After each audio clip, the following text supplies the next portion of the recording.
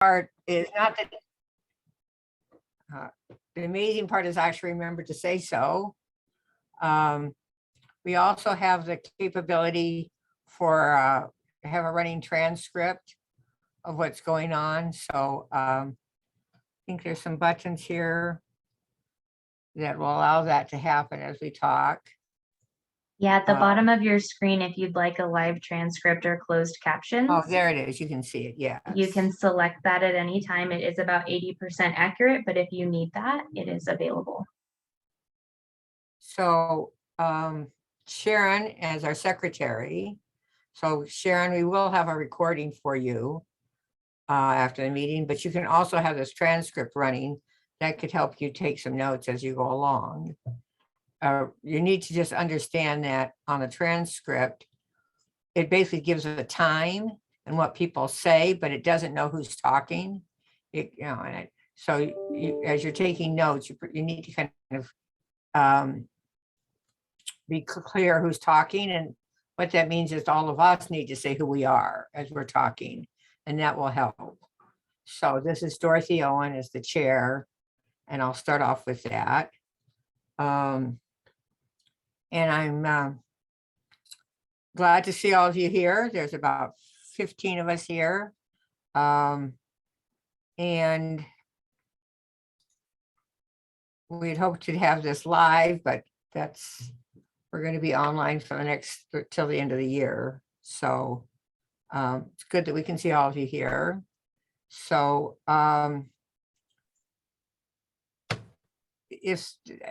did all of you get a copy of the agenda? And just a quick reminder, you won't be able to unmute just yet. We will allow participants to unmute as we progress into the meeting.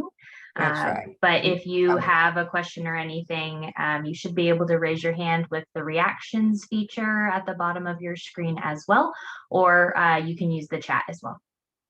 Do you have anything else that you want to?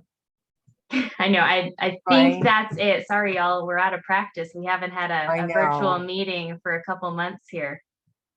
I just remembered to say that we're recording, so I'm feeling good. So the reason I'm bringing this up is I'm going to go over the agenda here, and if somebody here is basically feeling like, oh, I can't stay for this whole meeting, I just have a little part here, I want to get that done, you need to give me a chat to let me know that. So our plan tonight is to go through our regular reports from the community. So Josh is here from the mayor's office. Detective Oliver is sitting in his police car somewhere in Salt Lake City, but he's also on here. And the fire department also had confirmed that they're going to be here, although I couldn't tell if they're actually on yet.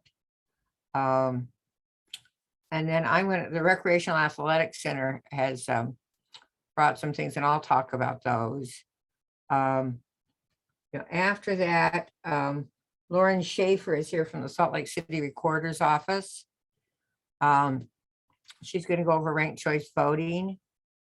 And and the other thing that we have is some updates on all the different economic development activities that are going on. And then the final thing is nominations for the board. So I know we have people here to talk about what's going on with economic development activities. I think I'd like to be able to do all the presentations first and then do that, but if that's a problem, then I need to have you email me and let me know. I think because there's several of you that I think I'd like you to be here to kind of update us on what's going on in the community, but you need to let me know if that's going to be a problem if I put you after the city recorders. So with that, I'll give you a little bit of, let's see. Okay, Angie says she can hang. Good. Okay, and the Swanners, are you gonna be okay?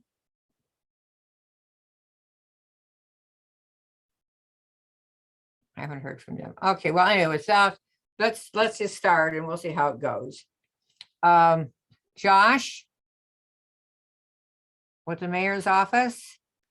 Why don't you go ahead and let us know what's going on as part of Yes. your mayor's report? Great. Thank you. Thank you, Dorothy. Hello, everyone. Hope you're all having a good evening. I'm able to have my anyway, so I just had a few things I wanted to update on from the city side, from the administration side, and then I'm happy to take any questions. So the city was just starting, I guess, close to the Westpointe neighborhood. City was selected as one of 8 cities that has received a $100,000 grant for revitalization and improvement of the Jordan River corridor. And it's called the Love Your Block grant. And that's a national program. And it comes with 2 full-time AmeriCorps Vista service employees to be working with the city on this program focused on the Jordan River, and another city fellowship position that's going to be currently hiring. And if you go to slc.gov and click on the Career Center, then you'll be able to find those job listings. Sorry, you hear my dog in the background there. Anyway, so take a look at that at the slc.gov and the Career Center and learn more about those positions up for to be filled right now. On aside from that, the city RDA released $8 million dedicated to financial assistance for construction of new affordable housing development projects. And a lot of that, at least a portion of that, is devoted to bringing more geographic equity to our affordable housing stock and making sure that more of that is happening on the east side of the city as well, and not just the west side, and increasing that stock of affordable housing. I'm sure if we had a member of the city council with us tonight, we'd be able to learn more about that. But of course, as you know, Councilmember Rogers is no longer a council member, so we don't have anyone from council tonight. But if you had any questions about that, I encourage you to reach out to the city council office for more information related to the RDA. Also, I think that's actually all I had for tonight. And if there's any questions or comments, happy to take those. Some questions here for Josh. Let me make it so everyone can unmute. Give me one moment. All right, you should be able to unmute now if you have a question, and you can also raise your hand if you'd like. Sadika, you're not unmuted, but maybe you might want to do that and tell us how the University of Utah is going to be involved with this Love Your Block grant.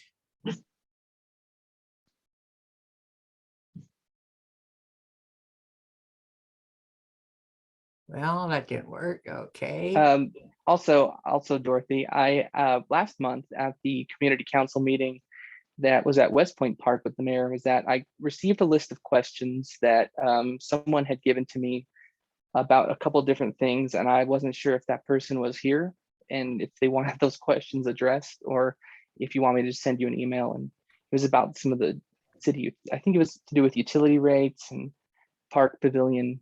Well, I think April Diaz had some of her neighbors couldn't attend, and they had given her the questions that they wanted to have. And I think she told me that she'd given them to you. Am I remembering this? Yeah, right? I do have the questions, and so I wasn't sure if she was here tonight, but I guess not. So I think if you could send them to me, and we will post it on the we'll give them to Allison, to April. So if you can send them to me. Okay. And then I also have we had submitted a number of questions to Rachel Otto on the North Salt Lake annexation, and And she sent me her responses on that, so I can include those with and put them all together. Okay, that'll be great. Yeah. I'll send you those responses. There's one of the questions that I'm still waiting for an answer on, but I'll send those to you. So do ask Rachel. I had given her some feedback on the question. She'd answered the questions. And there was a couple places where I thought it might be confusing to people. And I suggested that maybe she might want to think about kind of rewording it so it was a little bit clearer. Because it was using some terminology that I didn't think all of us would know. Okay, And that, so you may want to just talk with her. If she was okay, I will use the questions the way she's responded if that, but if she wants to make any changes, then she can do that and you can send those with the other two questions. okay, sounds good. I'll ask Rachel about that. Okay, yeah. So that's always good to have some responses to specific questions, and people know that when they ask a question, they actually get an answer. So I'm real appreciative of that, Josh. Yes, no problem. Thank you.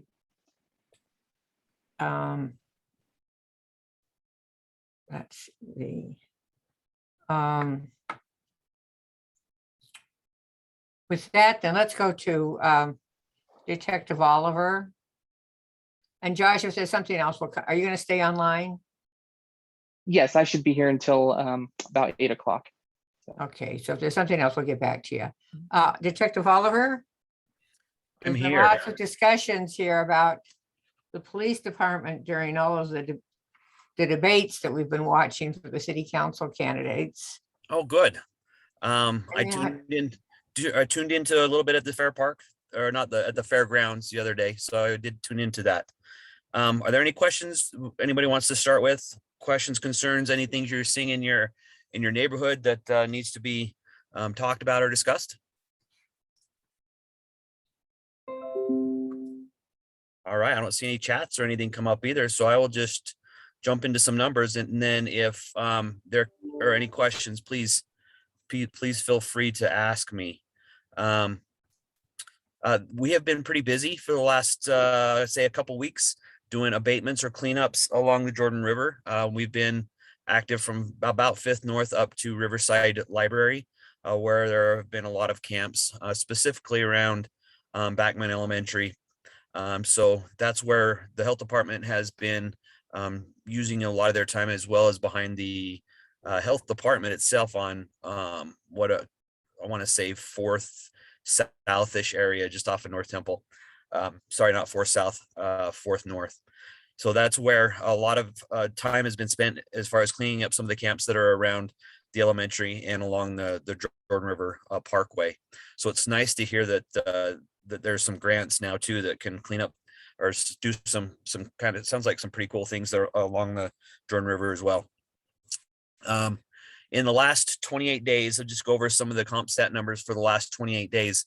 We've seen a decrease in a lot of our violent crimes. So the only thing that we've seen up is our ag assault families, our domestic violence issues. So for the last 28 days, we are still 16.7% higher than we should be. Or I want to see 0. That's never going to happen, but we're 16% higher than we were at this time last year. We did see a decrease in robberies, and we saw a decrease in some burglaries, residential burglaries, but outbuildings, we're seeing a massive increase of 181%. So that's garage burglaries, that's rental sites, storage facilities like that, things like that. We're seeing 181% increase in the last 28 days. That's a concern. There are quite a few places for storage rental facilities around in District 1. So that's probably one of the reasons we're seeing such a huge increase. So we are seeing a slight increase in motor vehicle theft. In the last year, it's only, compared to last year where we're at today, it's only up 5%, which is huge. But all other property crimes compared to last year were up 31.5%. So that's a little bit of a concern. That's still as it starts getting colder, that's when vehicle thefts really start to take off. And it's kind of scary to see them up as high as they are right now and know that we haven't really even hit the cold season yet. So recommendation, like every year, please don't start your cars and leave them running outside your home so that they can defrost, because that's where we see a huge percentage of our vehicle thefts. And it's already super hard when you have a key in the car to pursue that. So that's our numbers as of right now. If there are any questions or concerns or anything you want to talk about, feel free. And if not, Dorothy, I'll turn it back over to you. But any questions, I'll be on for a little bit too. Yeah, I've got a question about those storage facilities. Sure, Lynn. Don't they have a camera on a lot of the exterior doors, and don't they have a record of what cars opened the gate and closed it? Is that helping? Yeah, absolutely. It does. A lot of the times they'll go in and either drill in or drill through the doors themselves though. So there's ways around it, but yeah, the video footage, we do have good leads on people that are doing those sorts of crimes. Okay, thank you. Yep, absolutely. Thank you.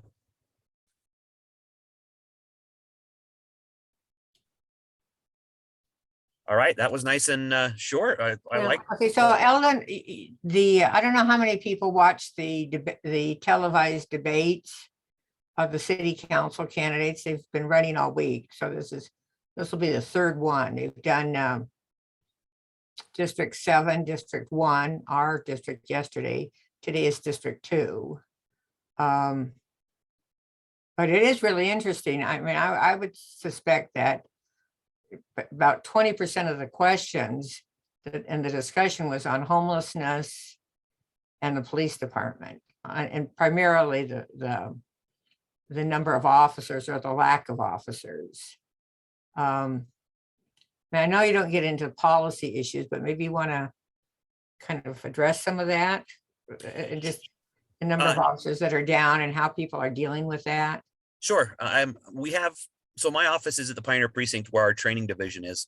So right now we have a class in the academy that I think they're about 6 weeks in to a 21-week in-house academy. We also have about 5 or 6 lateral cadets that are in. The lateral cadets are officers currently, or were current officers in other departments. So they've already gone through the whole certifications. We're just going, it's a shorter amount of time that they go through our academy just to get them used to the city. And then they'll also ride along with, do ride-alongs, or what's called an FTO, a field training exercise, or kind of a schedule with other officers for probably about 6, I want to say 6 to 7 weeks. If it's a new recruit, it's 15 weeks. So we are still, I believe, down about 50 or so officers. And as soon as these new classes come in, that's going to cut it in half. So that's a huge plus for us. I think they're looking to do 2 academy classes a year and then multiple lateral classes, as far as my understanding is, a year. So as long as we can get the recruits, the applicants to go through the academy, we usually lose 4 or 5 out of a group of 16, just due to the different fundamentals that we use in the academy and out in the field, that we'll lose 4 or 5. So that's always a concern.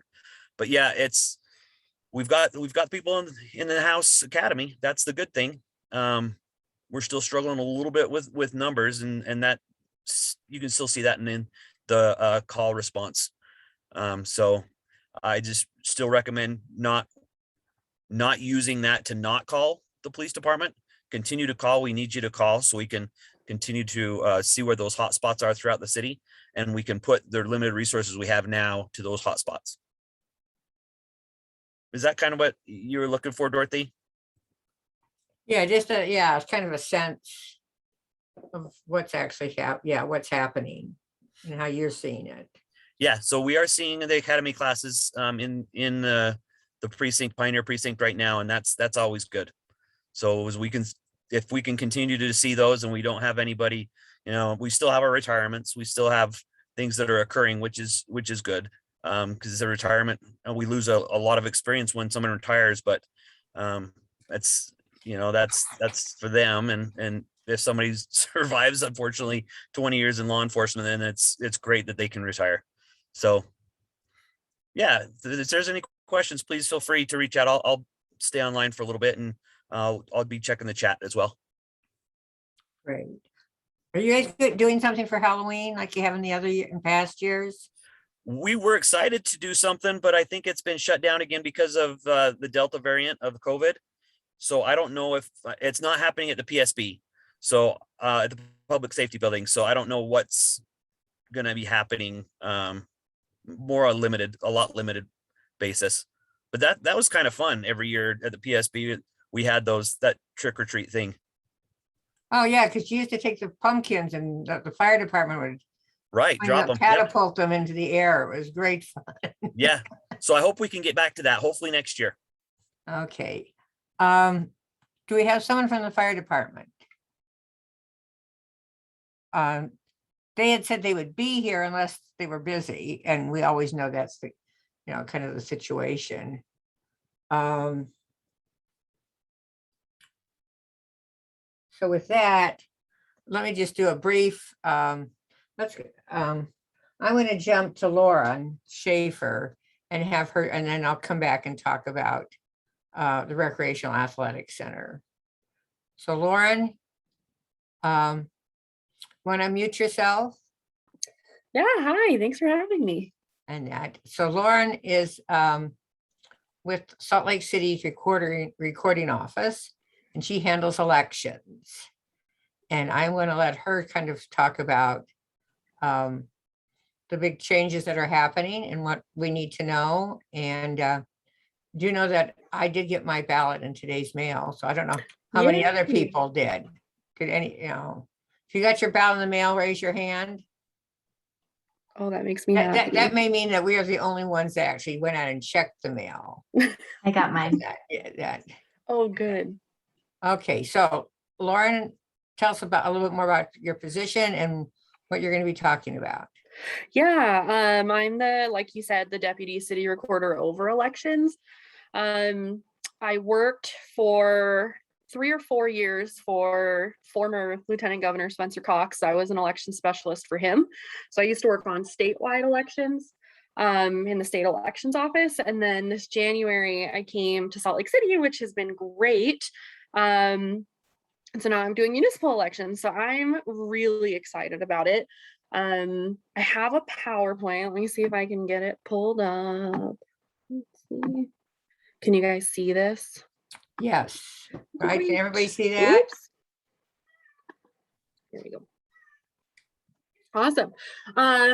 So I'm just going to give a little bit of a background on ranked choice voting and what to expect this election.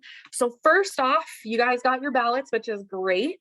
If you don't know who the people on your ballots are, go to vote.utah.gov. And there's a section where you can click that says learn about candidates and issues.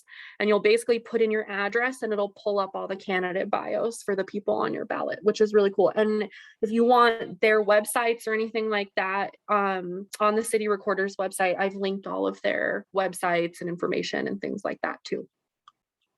And then deadlines to be aware of. Most people got their ballots, which is great because they're being mailed out this week. I would say if you don't see them by mid next week, you should call Salt Lake County and make sure your address doesn't need to be updated or something like that. The last day to register to vote is October 22nd.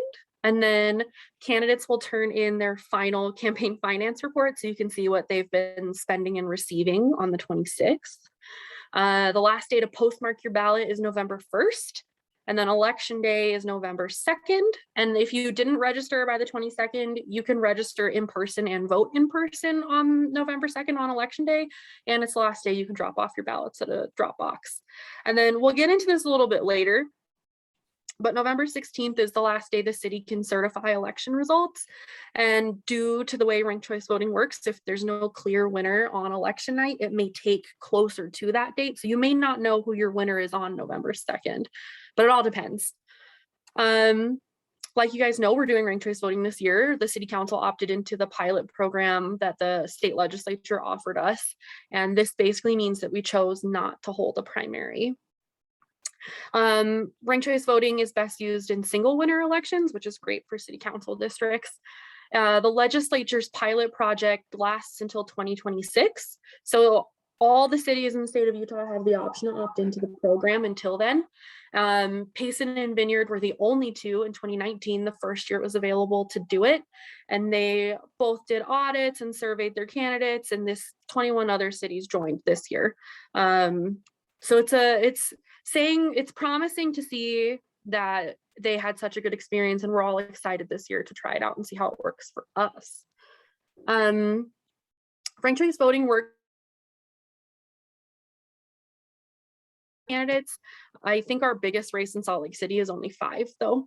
So you'll rank the candidates you like in order of preference. You can rank all of them. You could rank just your favorite, just your top 2, however you want to do it. The only thing is you can't skip a ranking.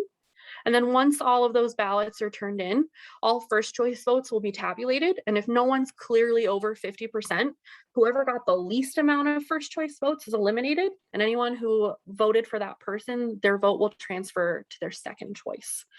And it'll basically keep going until there's a clear winner. Like I kind of mentioned before, if you only want to vote for one candidate, great, just rank them as your first choice. If you want to rank 1, 2, and 3, great. You just can't skip a ranking, because anything after the ranking you skip won't be counted. So if you did like 1, 2, and 4, it wouldn't count anything after 2. And I guess essentially what that means for voters is if you only rank one person as your first choice and that person doesn't make it any further, your vote won't transfer. And that's not a problem if you only like one candidate, but if you liked more than one candidate, you should rank them, because it gives you the option to have your vote transfer and it go further. And then this is the most exciting part for me. I've never had this happen in all my year in elections, but if there was an exact tie, ties are broken by lot in the state of Utah, which basically means candidates and I have to agree on how we want to break the lot. Most people do a coin toss, or like they'll roll dice or draw straws or rock, paper, scissors. A lot of candidates joke that they want to do like a foot race, things like that, to see how they want to break their lot, but it has not happened so far, knock on wood, but we will see. And what that changes is, like we said, there's no primary election, and because of that, it pushes your declaration of candidacy period back from June to August. So we already know who our candidates are at this point, but they had to wait a little bit longer before they could formally declare. It also saves the city a lot of taxpayer dollars, just because there is no primary election. Primary election can cost up to like $70,000. So it is a big amount of money that the city has saved. And last but not least, I kind of mentioned this earlier, tabulation will look a little bit different because there's elimination rounds. If there's no clear winner on November 2nd, it may take longer to see. However, on November 2nd at 8 p.m., we could see just an initial immediate, like 70% of votes are in and this person has won by 70%. I think it's pretty clear that that'll look that way. But there's no guarantee, just due to the way the rounds work. And then for candidates, it changes. They are forced to engage more with their voters and constituents. They want to be a second and third choice, because often that's how you win. If someone gets eliminated, their vote will transfer to potentially that candidate. And so a lot of candidates, and I've seen it this year too, are really trying to get out there and knock doors and get to know people. And I think that engagement is really important to voters. It also requires candidates to have a greater understanding of their issues. Because there's no primary, they have a longer timeline to campaign, because they're not rushing until the August primary. They get the whole time to do it. And they spend less money because, again, they're not rushing for that primary. All Salt Lake City Council races are ranked choice voting this year. We have 5 districts up for election. It's 1, 2, 3, 5, and 7. And District 2 is due to a vacancy. District 1, although there is a vacancy, will not be on the ballot because we're too close to the election. So we're holding vacancy, like you can come in and turn in a vacancy application right now to the recorder's office. And then the city council will go into the interview process and fill that until January, and whoever wins that election will take that position. And then what will your ballot look like? This is the District 1 ballot for an example. As you can see, the names are in the left column, and then you'll basically bubble in your first, second, and third choice if you have all three or not. And again, just can't skip a ranking, but it's pretty easy and straightforward. All of these are on the city recorder's website if you want to look, but most of you have your ballots, so you should be able to look at it. And that's it for like the presentation portion. If you guys have questions, that's my contact information. I try to be really quick and respond. Email and calling is fast, but leaving me a voicemail or texting me is way faster. So just let me know if there's anything I can help with, and I'm gonna stop sharing my screen. But yeah, does anyone have questions about ranked choice voting? I'd love to answer. I have a question. Yeah. How come this takes longer? I mean, in New York City, it took 6 weeks. It seems that a computer could do the calculation in a matter of seconds, but it drug out. No, that's a great question. So state statute for all elections requires us to wait 2 weeks just as ballots roll in, because theoretically, like I could have put my ballot in a post box on, or excuse me, at a post office on November 1st, and it's like checked, but it may not get to the county clerk's office until a week and a half later. And so you can't do the first iteration of ranked choice for 2 weeks? No, they count. So ballots are out right now. If you turned your ballot in tomorrow to Salt Lake County, they'll put it in the tabulation equipment. They start counting as soon as they start receiving. But you have to know which one you drop, which candidate gets dropped in the first round. You're not going to do that for 2 weeks after the election. No, it'll go as it's continuous, but it'll change as more ballots go through. So it'll always, basically every time they do a formal count with the tabulation equipment, it'll count all first choice. So they'll post those results on election night, but then as they get their next round of ballots that they count the next day, that'll change based on those ballots that come in. Yeah, but you can't do the iteration until 2 weeks. So so it goes continuously. They keep doing the same iteration until all the ballots are turned in, and then that's the final result. But you can't drop a candidate until all the votes are in. Let's say there are 2 candidates at the bottom and they're separated by 5 or 6 Oh, votes. I see what you're saying. You can't run that iteration. Exactly. But what I'm trying to say is the tabulation equipment does it as it goes. And so you're right, you may not see anything until November 16th, unless there's a super clear winner at the beginning, and then we'll obviously know at that point. But the tabulation equipment counts it and does it as it goes. And so it theoretically, yes, they can't drop a candidate until 2 weeks, but they're dropping and adding candidates as they get ballots in the whole time, because the equipment does it for them. Yeah, I don't feel really good about having elections sitting there for 2 weeks while people can do things. So they're actually doing logic and accuracy testing tomorrow. If you want to go look at the equipment, Salt Lake County is doing a public one, and you can see the equipment and how they store everything. But the ballots don't sit there. They're continuously counting, continuously storing them in a secure storage location.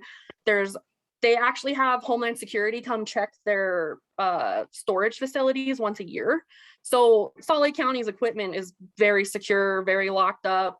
They have a lot of processes in place already to keep things as secure and safe as possible. Minnesota, and Minnesota had a reputation to be a squeaky clean state. And then the Franklin election happened in 2002. And all of a sudden someone found a box of ballots in the trunk of their car. And that always makes me nervous. Yeah. And 2 weeks of that makes me nervous. Yeah, I guess my advice or my comforting information would be that Utah has always had a 2 week timeline, regardless of ranked choice voting. It's always a 2 week canvass period. That's what we do. It didn't matter if somebody got 40% of the votes and the closest one was 30%, you knew who won because you weren't going to get 10% of the vote after election. But now, since you can't run the iterations until 2 weeks, anything can happen. And but they are running. change something. Yeah, I guess the they can't change anything because the ballots that they get tomorrow will have already been put into the system. It's the computer that will keep doing the iterations as it goes. So no ballots will physically change and at all, basically, because they can't, I mean, they check them. 2 poll workers look at them, they compare signatures, they compare their DMV information, they check that all the information is correct, and then it gets locked away in a storage facility. That was true in Minnesota too, and they still found a box of 400 ballots in someone's trunk. Yeah, I mean, I guess the other comforting and or solace that I can provide is that I used to be the one that audited state elections when I worked in the lieutenant governor's office. And it's a pretty thorough audit process, and the state's they're very nitpicky about it. No. I would feel better if you would release, so let's say there are 5 candidates. You could release the data for percentage based on who's the last place voter. So you can say, if candidate 1 is dropped, this is the new system, and there are only 120 of these possible scenarios. You could quite easily put that on a computer to be able to monitor rather than waiting 2 weeks. So they drop results on election night, and they're required to drop the results and let you know how many ballots are outstanding. And I think it's every couple of days after that at like 3 p.m. So Salt Lake County will be releasing exactly what they have on election night. A couple days later, exactly what they're at that point, who's in the lead, who has so many votes, and exactly how many ballots are outstanding. So they do that. It's on their website, and it will be on our website as well. Okay. Well, that's all I got. Sorry, any other questions? How would you know how many ballots are outstanding? Based on how many registered voters we have. So Salt Lake City, say, I know last time we checked, it was around 100,000. Say for District 1, that's like 10,000. If they have 4,000 in on election night, they'll give you who's won as of that point. And then they'll say, this is only 4,000 out of 10,000 ballots that could possibly be cast. And they'll do that every time they post them. Of those 10,000 voters, let's say they're in District 1 or 100,000 in Salt Lake City, how many of those generally will vote by mail? Our vote by mail, ooh, that's a good question. I want to say for the presidential election, it was like 70% voted by mail, 70 to 80. It was a large amount. I think Utahns prefer doing that just because we've been doing it for like a decade. Or they like dropping them in ballot drop boxes. Our in-person polling has gone down a lot due to vote by mail and drop boxes. But we do have in-person polling locations. So I think there's 2 in Salt Lake City. I know Trolley Square is one. I think the other one, I want to say it's Rivers Bend, but I'm not 100% sure. I know they have a drop box there. Is every registered voter mailed a ballot, or do you have to request a mailed ballot? Nope, every registered voter, every active registered voter is automatically mailed a ballot. So if you voted in your last election, you'll automatically get one. If not, the county would have reached out to you by now to check your status or see if they need to update your address. Thank you. Anything else? Lauren, is anything else, Sarah? I don't want to take it all here, but Councilman Rogers' vacancy is in this district. So you just touched on that, but maybe could you explain exactly what's going on? Yes, so we opened applications up for that vacancy on Monday. No, So Lauren, maybe you better go back and make sure everybody knows what happened. With Councilman Rogers. Councilmember Rogers resigned, I believe it was on like October 4th or something, or it was last week, I believe. Basically, due to personal reasons, he chose to vacate his position. So what happens with that is the city has 30 days to fill a vacancy, which means we have until roughly like November 4th to fill that vacancy. And what'll happen is there's a big application process where the council will receive however many people choose to apply for that vacancy. And they'll come into the city recorder's office. We're by appointment only. But if you go to our website, the appointments are really quick. You could do it same day if you were interested. And it's just a 3-page form that is your name, your contact information, your address, and then 2 questions from the city council, which I believe are like, what do you believe? How would you make the council more effective and why you're interested? I'm pretty sure that's what they are, or something to that nature. And then just a public disclaimer information saying that you know that you're applying for a public office, basically. And what you'll do is I will take that, I will get that confirmed by Salt Lake County to make sure that you meet the qualifications for the office, and then I send it over to the city council for them to look through. So, and that started the other day. It ends on October 29th at noon. So that's coming up. And again, appointment only.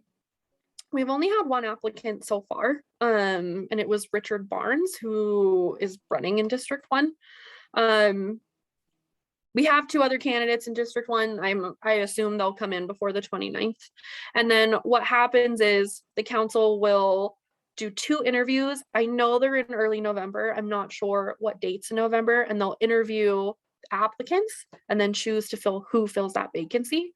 And whoever fills that vacancy will take office, and then they will stay there until January, when whoever wins the election will take the position permanently for the next term.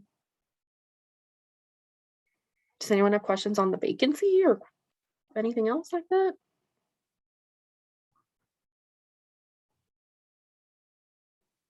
Cool. So under what circumstances, if any, would the city council appoint somebody?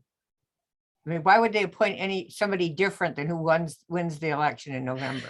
I guess the theory is, unless there was a very clear winner on November 2nd, they may not know. But if there is a clear winner, they could go with that choice. But someone could apply that isn't running or isn't like running for office, and that person could be a good fit. And I think the council just takes it on a case-by-case basis. And I think their interview process is really important to them. They like talking to the candidates. They like seeing why they're interested. Couldn't tell you why they would choose who they choose. Obviously, it's like a very case-by-case basis, but I don't think anyone would be counted out, I guess is what I'm trying to say. I think everyone who is interested in applying should apply, whether or not you're running for the office. It's important to apply if you're passionate about serving. So For 60 days? hey, I mean, it's 60 days to try and make a difference in your community. I'm not gonna, I am not gonna persuade people not to do it. Thank you. How long is the term of the community councilman? City councilors are 4 years. 4 years. Mhm. So basically every other election cycle. So whoever wins this time, they won't be up again until 2025. And then their opposites will be up in 2023.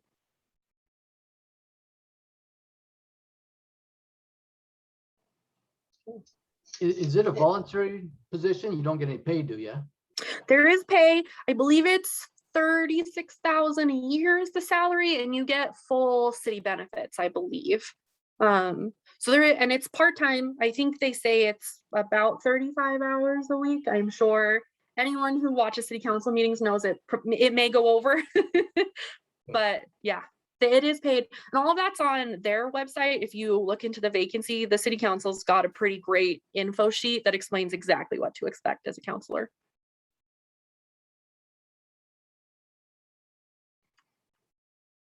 Lauren, well, thank you very much. Any other questions, or am I the only one that thinks this is weird? I am. Okay. I'm not allowed to say anything. I think it's great. I'm going to stay online. So if anyone has questions, just ask me in the chat. It's a really Thank you, good guys. resume adder to say, I was a city councilman, and you only have to go to 4 meetings, so it looks really good on your resume. So some of you people ought to apply. If you're interested, apply, contact me or the office, and we'll get you an appointment and set up. And we'll write you a list. We'll help you write your speech in your interview here if you need some help. So, right, Lynn? We'll put it together. We'll make a joint effort. So with that, I'll just make a fast announcement regarding the recreational athletic complex. So Chris Laughlin, who is the program manager for the recreational athletic complex, which is the soccer fields there on Rose Park Lane. You know, we've been working with them for a while now because they had wanted to expand their facility into some land, and people in the neighborhood had some questions about it. And also because very few of the local kids actually use the recreational athletic center. It's leagues, and the leagues are pretty expensive. So I think the RAC Center has been thinking about how they could do a better job engaging the community in which they're in. And last year, Chris had talked to me about doing something for Halloween. And this year he called me up again and said he really wants to do something on Halloween. And they are planning on that Friday, October 29th, doing a trunk or treat with the Youth Development Association's Youth Soccer League. And so we have been invited to, at a minimum, help promote the event. And in addition, if we want to actually get involved in it and participate in it, we could. So I don't have a lot more detail, and what I want you to be thinking about is some people maybe in the community that might be interested in help putting this together and kind of follow up with the RAC and get some ideas on it. So make a note of that, and before the meeting ends, I'll come back to that. And it's a whole lot more fun than worrying about subdivisions and annexation and roads and taxes. But we need to spread this out and that, so give a thought to that. So with that, Todd, as Iva's here, I think I'm going to wait till 8. Iva said she wanted to be here when we talk about that. So about the painting project, the mural project. So is that okay if we wait a few more minutes? Todd? I have a phone call at 8, so I'll Oh, wait okay, till 8:10. never mind. So I Todd, can do it at 8:10, or I can do it now. why don't you do it now, and then we'll have Ivis add whatever she wants to add. Okay. My wife informed me that the only paint that would work in a rainstorm was water paint, watercolors, and we didn't have any. So we postponed the street painting for a week. Theoretically, the traffic barriers will be back up on Friday. We'll do the preliminary work on Friday afternoon. And then at 9:30 on Saturday morning, we will set about painting.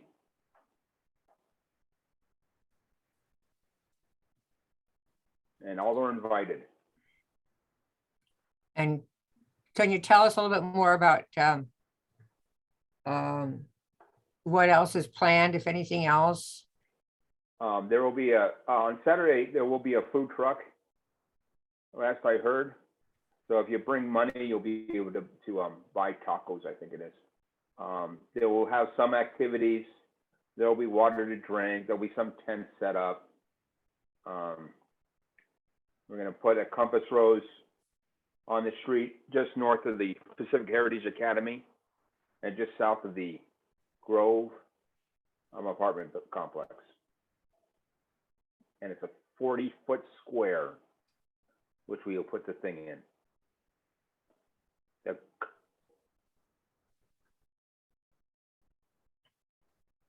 I don't know what else to say. I wonder if the paint is gonna paint properly at the low temperature. It should be in the 50 degrees, so we should be fine. Not at 9 o'clock. Yeah. Let me see here. Hi, Didn't strike me as Dorothy. I'm excessively Sadika. cold on I'm Saturday. here. Oh, good. Oh, good. Oh, there you are, I was Sadika. here actually, and I, raised my hand. Oh, okay. So I'm glad you said something, Sadika, because, I glanced over here and totally, I know Ivis had said, but I know she counts on you a lot to do this. So, and you've really been the one who's been putting a lot of this together. So you want to go ahead, Sadika, and let us know what you've been doing? Yeah, sure. So what Todd has actually mentioned, apart from that, I can just share the event link and the flyers. I think Todd has, mentioned everything. And what Lynn asked about, like how we will be able to paint it in a low temperature. We did not think about it, but we thought about like repainting it or putting some, some color permanenting eight things on top so that it doesn't like wash away or something like that. So you're talking about some sort of sealant? Is that what Yeah. we're saying? No, she's a bagpipe. And is, so how long does it take to, maybe you can tell us, how long is it going to take to dry? So actually it when people start to paint it, it gets dry as the time passes, so it doesn't take a long time to get dried. Within 2 hours it should be fine. So, and this is not going to start on 9:30, so the starting time mentioned is 9:30, but people start to come around 10 or something like that. So the past project at 900 South and Poplar Grove Park, we started at maybe 9:30, but people started to come around 10 or 10:15. So I think by that time, the temperature will definitely increase.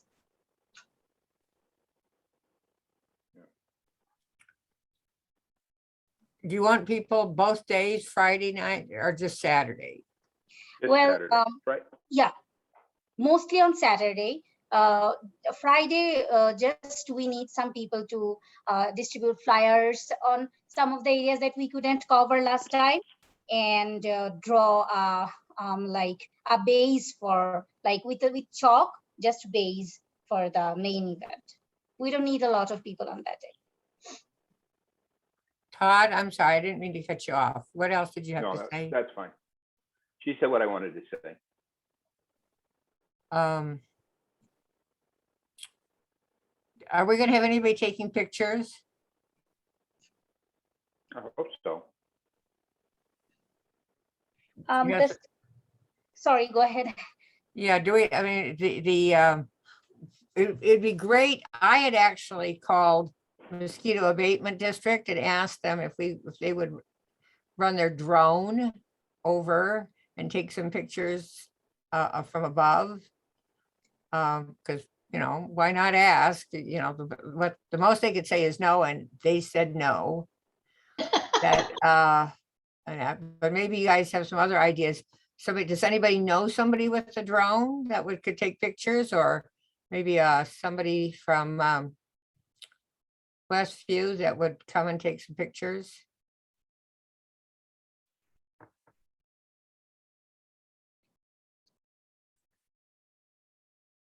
So I don't know, maybe we can talk. I think let me send you. I think we can talk to Charlotte at the Westview, and she has a number of photographers, and they've come out. Mike Evans has come out and taken photos for us. Do you have somebody else in mind, maybe Todd or Sadika, that could, because I would like to, our photos on our website are like really out of date. We need some good stuff. We actually had someone who we managed actually someone last time for the Poplar Grove Park to take picture with help of a drone, but I don't know who that person was. So I will talk to Dr. Garcia and see if I can get the contact information of that person and try to get, and there will be students who actually have good cameras, and people we will be taking pictures with our phones, and we also know someone who actually has a DSLR. So I think if she comes, we will get really good photos. Okay, anything else, Todd, or anybody else? I wonder if we have the original artist available this weekend to help Sam, or was she out for an extended period? So Miriam is not actually in our project anymore. Miriam was our main artist, but she will not be there. she actually just, guided Sam, and Sam is actually our main artist, and he will be there. Okay, Will Terry Thomas be there? So Terry Thomas, is that right, Terry? Was the chair of Westpointe, and it's his design. He came up with the design when he was the logo. And then basically found a graphic artist to turn it into the final effort. And he's been, and so it would be really nice to have him there. I just want to make sure that he's invited. And then we kind of acknowledge him because, I've been working with other community councils and they've been Jordan Meadows has gone through 3 iterations of a logo and they still haven't found one that they liked. So I was like super glad that we had one that had already been done. It was very professional and, we've been very fortunate.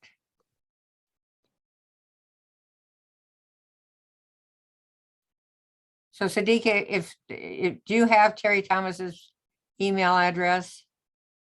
I think I actually already have reached out to him, but it would be better if you can give me his email address. I can just double check. Okay, or Todd, do you want to do that? Okay, anyway, Sadiqa, send me an email and I'll send it to you. What I'll do is I'll send an email to Terry and I'll CC you to make sure he's there. So with that, anything else?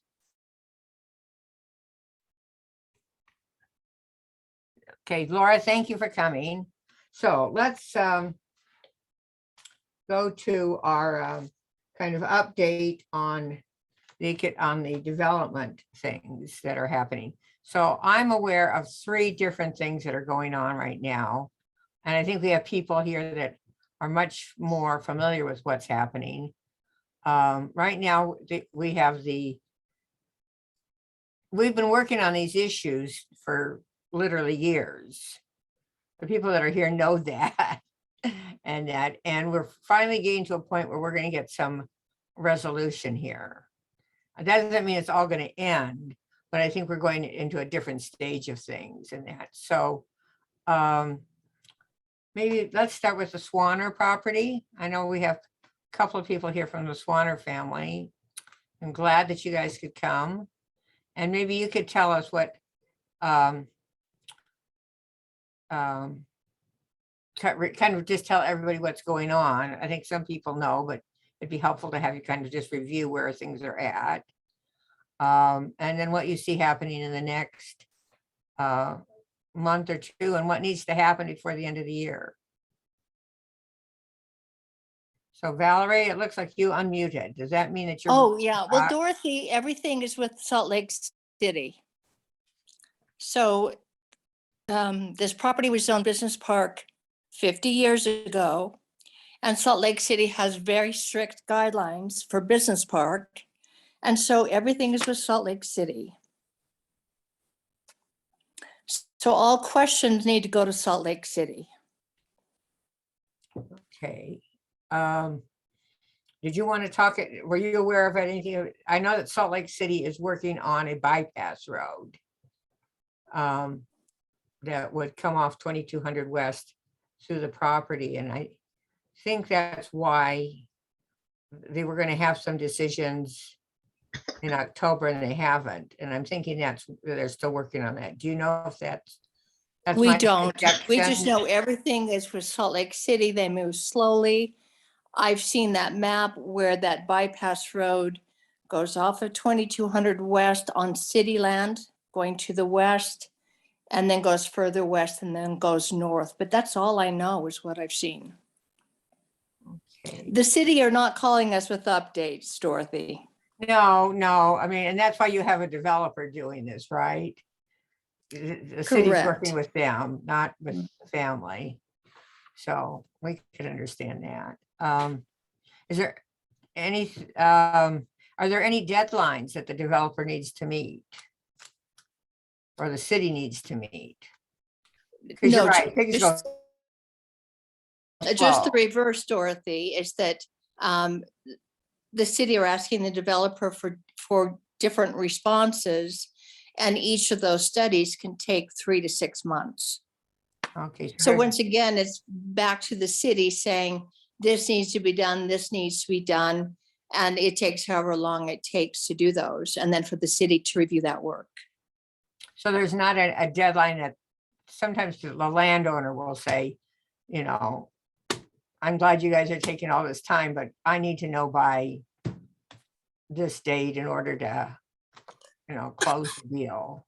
Dorothy, have you ever known a landowner that could tell Salt Lake City Planning and Zoning to meet their deadline? You No. have such great faith in your family that you never know, but no, I haven't. Any, you know, okay. You know, one of the things that, I don't know if you can answer this. When Allison, you spoke to the city council on this, do you want to just kind of go over what you had talked to the city council about?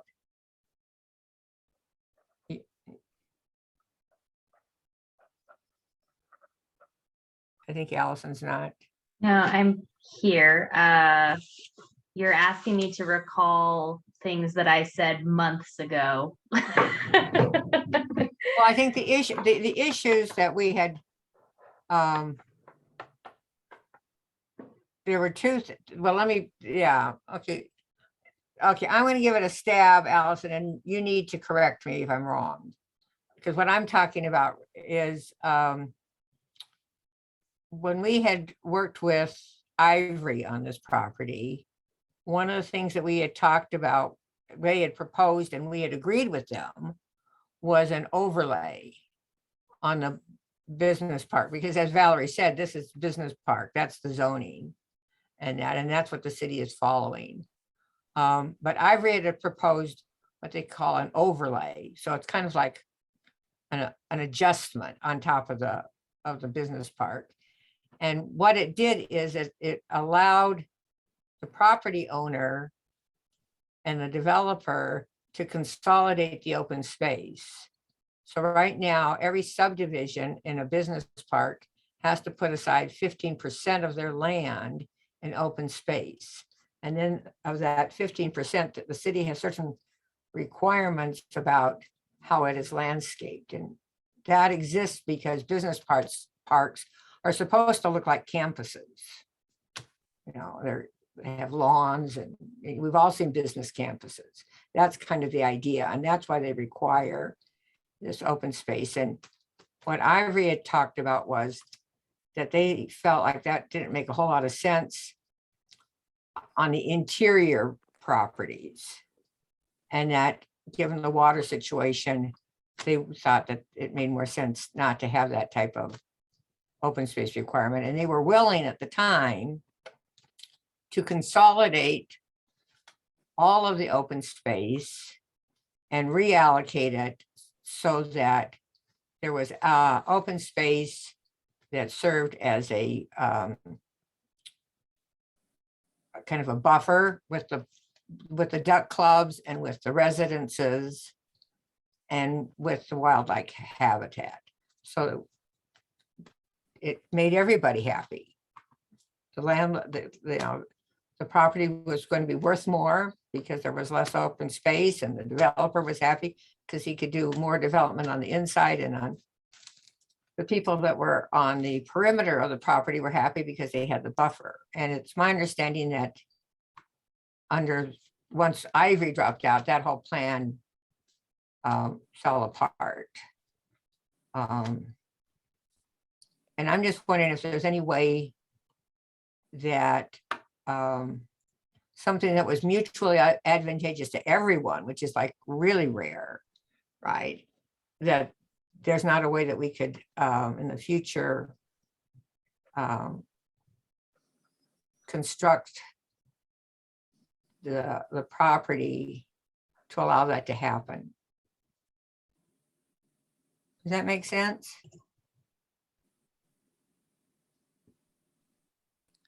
A yes or no? Dorothy, once Right. again, Salt Lake City are not interested in changing the zoning of that property. They want it to remain business park. It would still be business park. It would, and that's why Ivory had proposed it, is they didn't want to change it either. No, no, it Ivory- was to be the special hybrid, an overlay zone. Right. So an overlay over business park into a hybrid kind of zoning. Salt Lake City's not interested in that. Salt Lake City wants business park zoning. Just the vanilla, Mhm. version, nothing fancy. No whipped cream and no cherries on top. Right. Okay. Okay, I appreciate that. Mhm.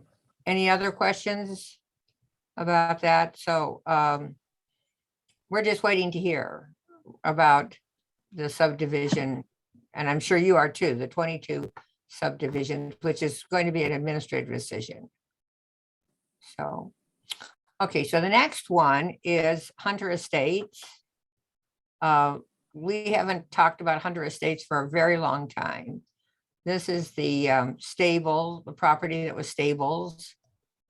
That was bought, and the developer came and visited with us and had proposed 11 buildings in that area in apartments. And but they had talked with the city at the time. And the city had said, talk to the community, and they met with us, and the city never got any formal proposal. So unlike the Swanner property or some of the Ivory types of thing where there was a formal thing from the city to do the development, that did not happen with Hunter Estates. But I did get told by Nick Norris, who is the executive director of planning and zoning, that he is anticipating an annexation request from Hunter Estates to annex into Salt Lake City. The development is 11, I don't know if it's still 11 buildings, but in order to do their project, they would do it with land that's in Salt Lake City, but they would have to annex additional unincorporated county land in order to put it together.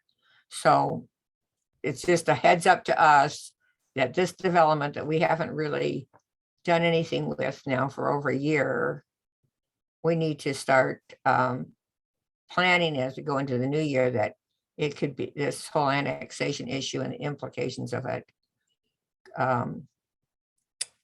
is going to be coming up. Dorothy, where's the property located?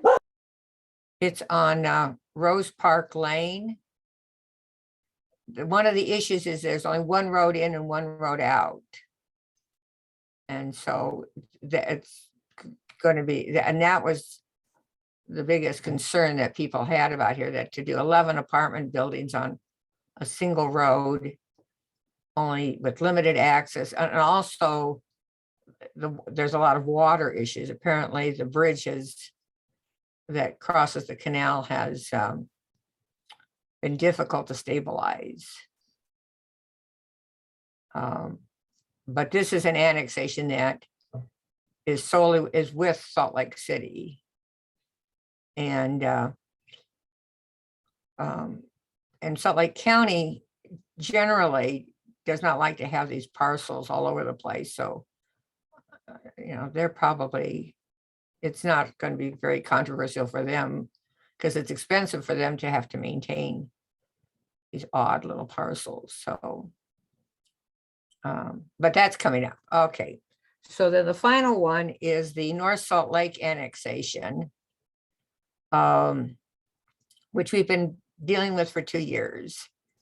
And I think the Planning Commission met. So just to review, Salt Lake County had to approve the consideration of this annexation by North Salt Lake because it crossed county lines between Davis County and Salt Lake County. and the annexation is of unincorporated properties, unincorporated Salt Lake County properties that are in Salt Lake County that would become part of North Salt Lake as part of the annexation. The city council turned it down initially. About a year later, about maybe 10 months later, there were some adjustments made by the developer, a number of adjustments in terms of density and in terms of the size. And this county approved it for consideration by North Salt Lake. That did not mean the annexation was going to go through. It meant that North Salt Lake could approve it, could consider it. But in order to consider it, state law requires that the proposed annexation area be part of a annexation policy plan. So every city identifies areas that they think are potential areas for annexation. And what that does is it helps plan and avoid conflicts between municipalities if everybody kind of identifies things up front of what they're considering. Doesn't mean that you will annex it, but you have, in a sense, said, we see this as a potential and we want other people to know that. So Salt Lake, North Salt Lake has been going through this annexation policy plan, and that plan is very detailed and outlined in statute. And we held a crossing county line webinar a year ago, this September, where North Salt Lake and Salt Lake County and Salt Lake City and the residents in the area, both from North Salt Lake and from the unincorporated areas on 2200 West, as well as the ones from Salt Lake City on 2200 West, expressed some of their issues. And that was then provided to North Salt Lake. And now a year later, they've done some studies and it went to the Planning Commission of North Salt Lake to consider. And so that's where we're at. And I think Angie has been at some of those meetings. Angie is with North Salt Lake and lives in Foxborough, was very important in pulling together the webinar we did, which I think we should all be proud of, because I think it probably had the best representation of all the parties involved. Was very professionally done, and both Angie and Allison devoted a large amount of time in transcribing that online town hall and then providing that information to the people who then have been considering this. So Patty's been attending some of those things but then Patty Jensen was also there last night. I don't know. So we'll start with Patty, and then Angie, you can jump in. Do you want to tell us what happened last night? Yeah, the Planning Commission, they debated back and forth and so stuff. Patty, you need to clarify when you say Planning Commission, it's the North Salt Lake City Planning Commission. Okay, North Salt Lake Planning Commission, they debated amongst themselves and stuff, and they voted, and it was 4-3 in favor of not annexing. Their main concern was the schools. We're in Granite School District, North Salt Lake School Districts, or Davis County won't take the students from this area if they do annex. Salt Lake City, their understanding last night was Salt Lake City doesn't want them. So the developer wants to put in a charter school, but they felt that making parents put their kids in charter school wasn't right. And so they would have to end up going back to Granite School District, which is clear out in West Valley, is the schools that they want to put them in. And so that was their main concern, to vote no. there was a lot of other small issues. The size of the project, the roads and stuff, but the main hiccup for all of them basically was the schools. And so they voted no. And now it'll go to the North Salt Lake City Council, and the North Salt Lake City Council can either take their recommendations that we should not annex, or they can override it. And so there's going to be a meeting, I believe, November 17th, a public meeting. They want to hear from all parties, and then they'll make their decision whether to go forward or not. But that's where it's at right now.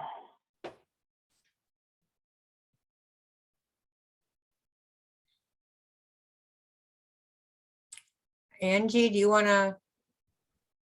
I know you weren't at the meeting last night, but I mean, you've Sure. been talking No, a that's lot with fine. people. Yeah, and I really appreciated that update, and was sorry I couldn't be there last night. But I'll be kind of reviewing the notes, the minutes of the meeting and the recording, just to get a sense. When we went to the public meeting for the Planning Commission, I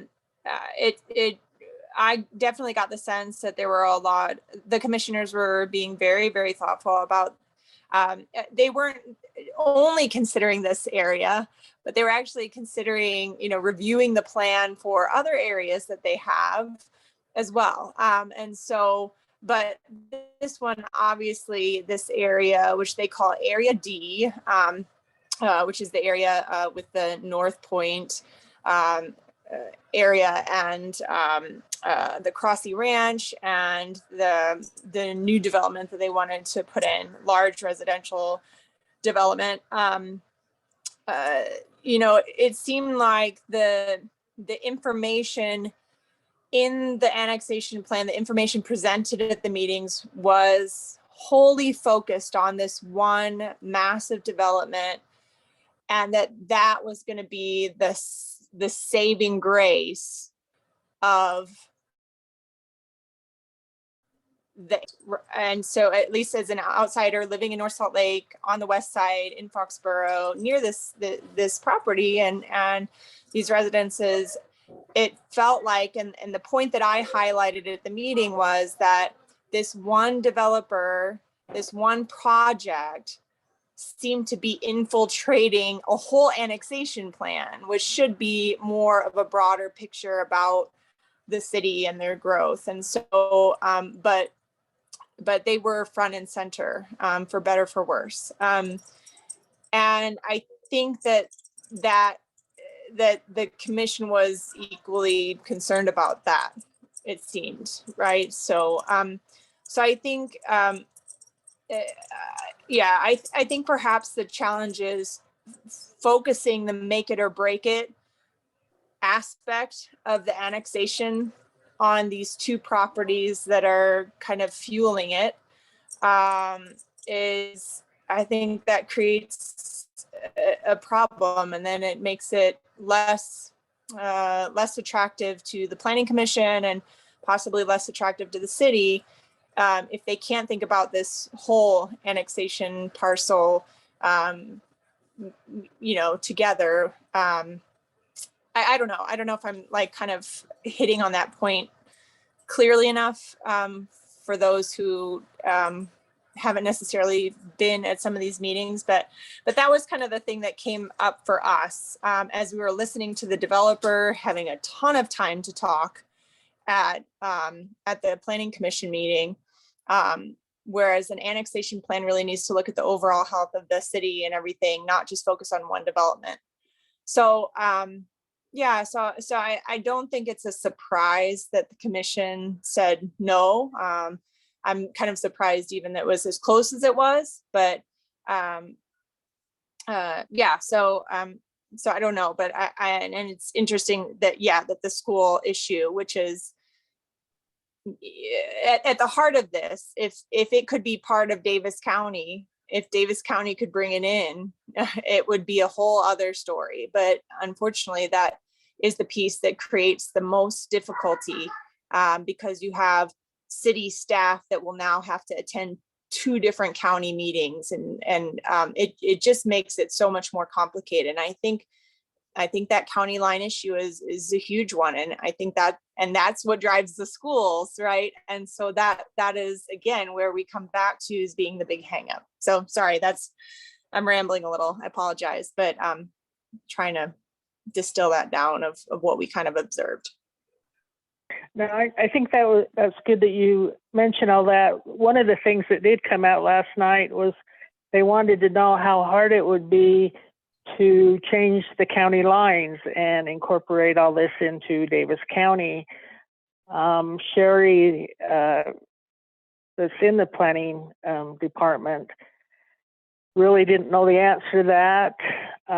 But that is one issue that they did bring up and said that if the city council, North Salt Lake City Council, decides to look at this more, then maybe they should look at that area about moving the county line and adopting all of this side into Davis County.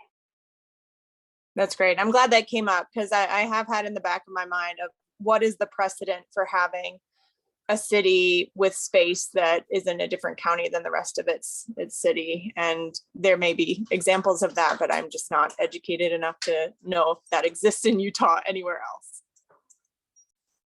They brought up one example, part of Draper is in Utah County or something, and they did mention how they kind of work together. But that was the only one they brought up. But one of the planning commissioners really focused in on changing the county line, and being out here, I don't know what the opposition would be to the residents out here. But it sounded like the way Sherry talked, she wasn't sure, but it sounded like it'd be very complicated. There have been annexations, a number of annexations that have crossed county lines in rural areas of Utah. And you know, I mean, and usually what happens is you have a city that starts to grow and spreads in a rural area, and it crosses the county line. And so in order to service the whole area, you know, they've annexed the cross county line. But in those instances, because it's in the rural area, you don't have two cities competing. I mean, it was a natural annexation, because that's where the population was growing, and there was nobody else on the other side of the county line to service those people. And as Patty said, the one other exception was in Draper, but that was kind of, there also wasn't another city right there that I'm aware of.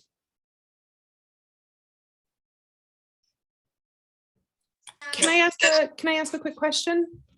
Yes, Victoria, why don't you? Forgive my late arrival until November 2nd. I fear I will Yeah. I'll be frazzled. And forgive the background noise. We have kids here, but given that the District 1 seat is currently vacant in Salt Lake City, and that there will either be a caretaker appointed, or the person, if there's a decisive winner to the District 1 election, potentially the term started early. Is there a wish list for action from the District 1 representative on this? The appointment would be as early as, I think they said November 6th. Okay. Does somebody else want to? So Victoria, Lauren Schaefer was here earlier and she had to leave, which is why you didn't get a chance to hear her. And she was asked about this. I don't know, did you hear Lauren at all with the city recorder's office? She didn't precisely answer that question, but she talked a little bit about it. Yeah, I wasn't able to hear. My understanding is that they are going to stretch as much as they can in hopes that a decisive answer about who wins the election is available, and then honor the voters' wishes. on the off chance that they can't, I'm encouraging everyone I know to apply. I'm in a meeting. But there definitely Bye-bye. is the opportunity that we would have a new voice relatively soon, and potentially one that will be here for a longer haul. So I was just hoping some clarity on what are the immediate actions, if any, you all would like to see out of the new District 1 representation on this issue. When you say this issue, are you talking about the issue of on the annexation, or are you talking about? Okay, so you're just talking about the annexation Yes, ma'am. issue. I'm sorry. I just want to make sure. Well, and I currently am in the Women's Leadership Institute, and Elisa, who's running up in North Salt Lake, and I had the chance to meet each other. And when we met each other, I said, please don't take part of my district. And she said, please don't give me part of your district. So pending the outcome of that election, I know we'll have another ally up there in North Salt Lake. But I really would love to know what those of you who have more experience on the ground dealing with this day in and out would like to see out of the representation. Well, for me, I'm in Salt Lake County, so the new rep couldn't really represent half of the area out here is in unincorporated Salt Lake County. Half of it is in Salt Lake City, and Allison would probably be the one to answer that of what you'd like to see the Salt Lake City rep do about this annexation, because it will affect Salt Lake City residents in this area. But I can't answer that. I would hope one of the things is they would come out and listen to the residents in Salt Lake City. But maybe Allison, can you, what would you hope that the new rep would do up in your area out here with the annexation? Yeah, I think I'm gonna say this as politely as I can. Be involved. I know that sounds crazy, but it has felt like we have had very little involvement from anyone from the city on this issue. And we keep hearing different information from the mayor's office and administration about what their stand is on different things. And so I think really just honesty and engagement from the District 1 representative would be fabulous. So I know that's a low bar, but I think we just really want someone that we can go to with these issues and have someone who is going to advocate on our behalf, and not just kind of stand aside and require us to do all of the advocating. So there's 3 other people, there's actually 4 people on this call that are affected by they're on, basically have property along 2200 West. So I'm wondering if, in addition to Allison and Patty, there's 3 other people. Do any of you else want to add anything?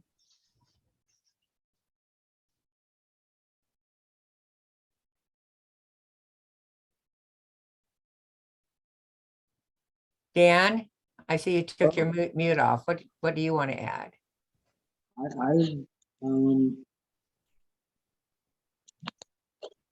Just a sec. So Dan lives right on 2200 West, has been there a long time, has been involved in a number of issues. The thing is, I'm hearing some of us are in Salt Lake City, some of us are in Salt Lake County, some of us are in unincorporated county. Well, believe it or not, we all are in unincorporated county out here. It was put in that, the Swanner property, all the way along 2200, regardless of whoever, whatever wanted to say about it. We were put in the unincorporated county. We cannot get Salt Lake City to give us an answer. We can't give Salt Lake County an answer for us. North Salt Lake, same thing. they want to annex into the Misty Rivers property down there, where there is 30 acres right on the river that goes west, that is in a preserve, that they would have to put the road in right there. And you cannot put anything on there. It was made that way from the two farmers, the original farmers there. It's been recorded. I don't know why it keeps going to be annexation, you know, and Mr. Rivers is not talked about that 30 acres at all towards North Salt Lake. Hasn't been brought up. It's there. It's recorded. Go to the county recording office. The Swanner property. Sure, you want to sell the property, but you were put in this deal too. You can sell your property as all in one. You cannot subdivide it.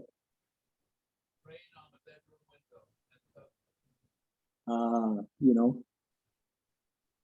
there's meetings and meetings and meetings.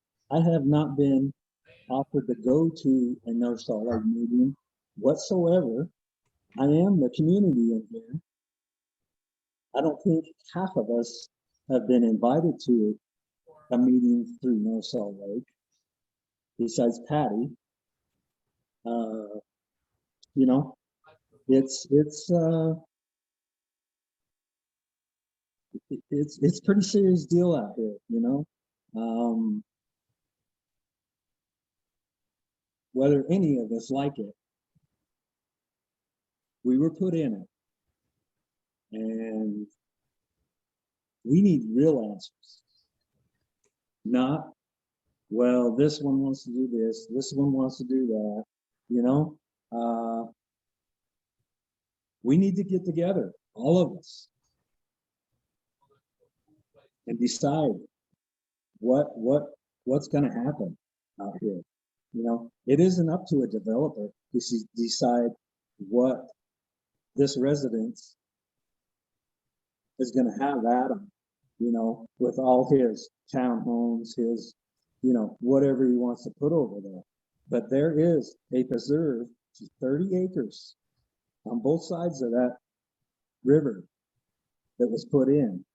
And the only thing that you can do right there is maybe put a park bench in there, so people can go down there and watch the birds, the wildlife, whatever else.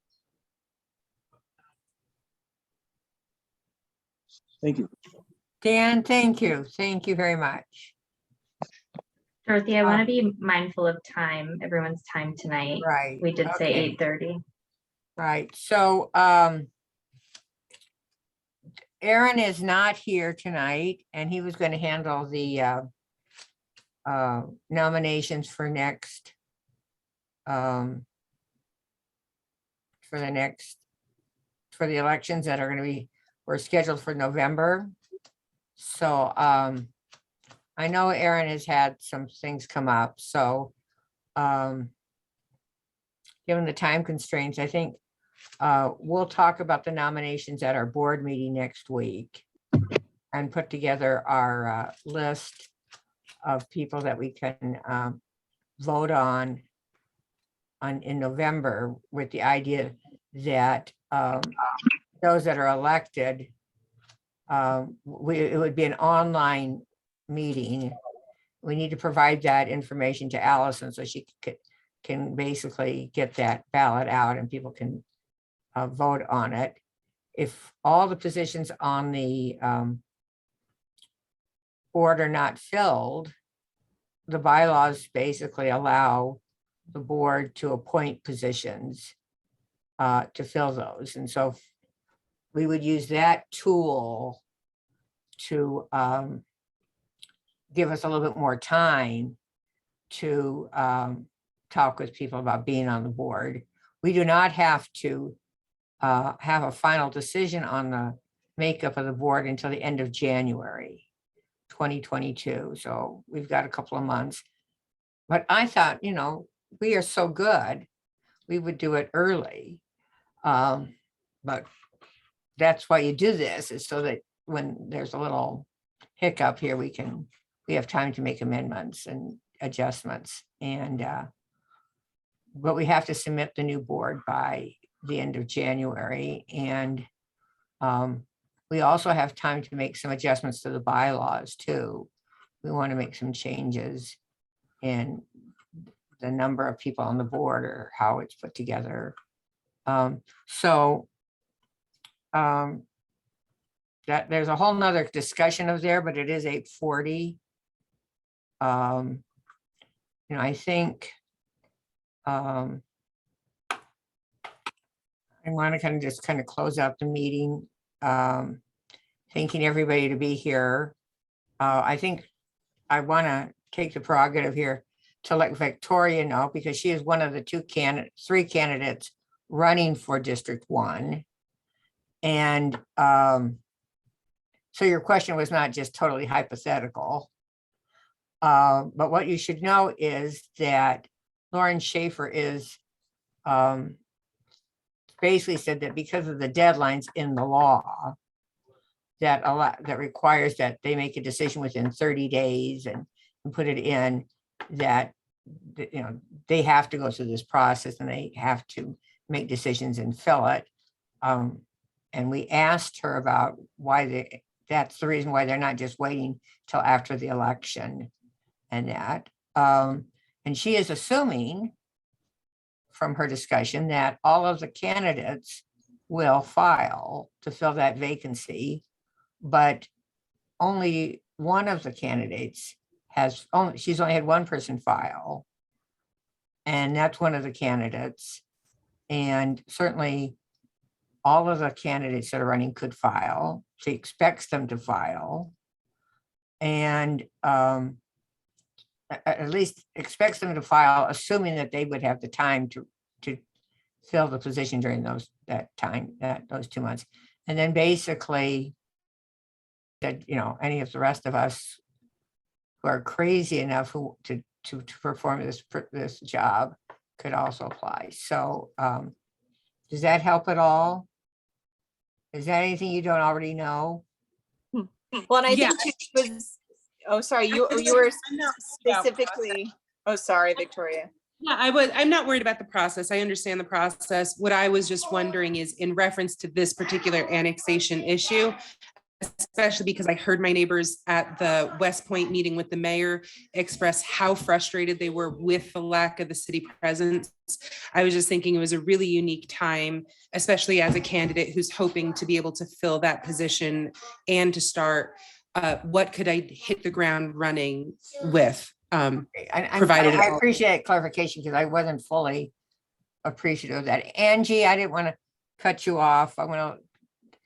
No, yeah, I was just trying to help clarify. I didn't know if Victoria was still there, and that was great that you're still there. Because yeah, that was my understanding of your question was what do we need? What do residents need from you on the issue of annexation, and how can you be helpful in that opportunity if that opportunity arose? So yeah, it's great. And do you have anything you want? So maybe Angie, you could basically just email Victoria your comments, which is an important perspective, a different perspective than. I got her number. Yeah, you got her number in there. I got her number. On that. So with that, I just want to say thank you to all of you. We've had a fantastic year. It's been a pleasure to really work with all of you, and people have carried on and handled things while I was hobbling around, and I've greatly appreciated that. And I would hope that rather than being scared off by the idea of being on the board, that what you really ask yourself is not, do I want to be on the board? But rather, how do I see myself being involved in our community?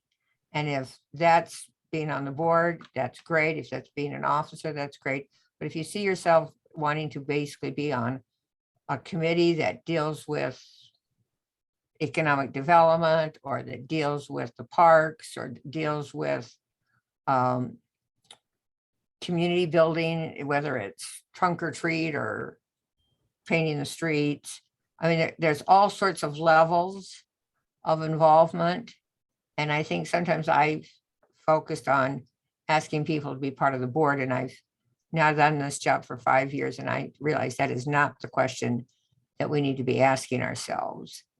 We're all here as volunteers. We all have, you know, limited amounts of time, but we have a lot of insight and commitment to the neighborhood. And so you can think about that, so that when Aaron talks with you about things, that you're in a position to say, this is how I see myself or my neighbors fitting into this overall structure. Because at this point, you know, we have an exceptional reputation in the city. And we are now at a point where a lot of these issues that we've been dealing with for a couple of years are beginning to reach fruition. So it's really a time to kind of look at things different than what we've done in the past, because we're going to a different phase of things. So Allison, have I gotten everything in? I think so. Except I took too long, I know. And Allison is great, because, you know, I mean, I know she's telling me, come on, Dorothy, but I needed to do that. So with that, thank you so much. And Sharon will, let's work on the minutes tomorrow.